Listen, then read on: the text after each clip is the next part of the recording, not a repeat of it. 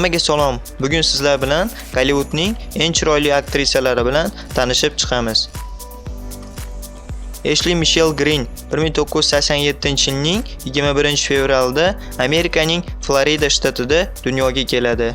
Bu aktrisa Sumerki filmi orqali sizga yaxshi tanish bo'lsa kerak. Natalie Portman 1981-yilning 9-iyunida Isroil poytaxti Yerusalimda dunyoga keladi. Menimcha, Fransiyada suratga olingan Leon filmini ko'pchilik ko'rgan bo'lsa kerak.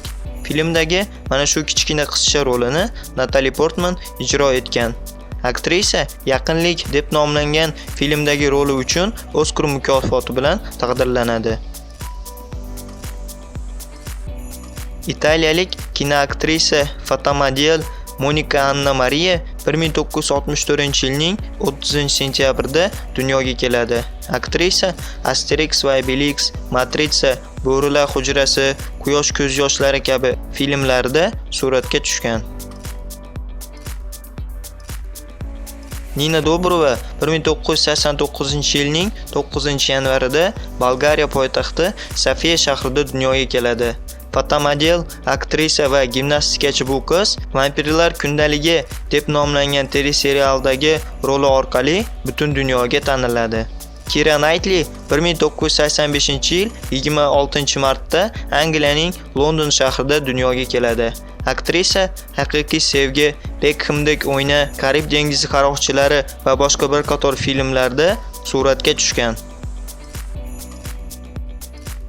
Salma Valgarma 1966-yilning 2-sentyabrda Meksikaning Veracruz shahrida dunyoga keladi.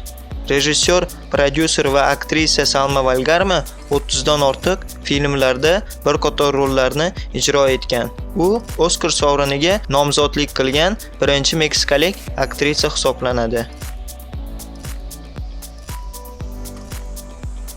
Angelina Jolie 1975-yilning 4-iyunida Los Angeles shahrida dunyoga keladi.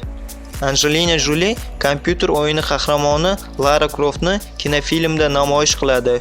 Ushbu o'ynagan roli uni butun dunyoga mashhur qiladi. Angelina Jolie Oskar va kinoaktyorlar gildiyasi sovrinlarini 2 martadan, Oltin globus sovrinini bo'lsa 3 marta ketma-ket qo'lga kiritgan birinchi aktrisa hisoblanadi.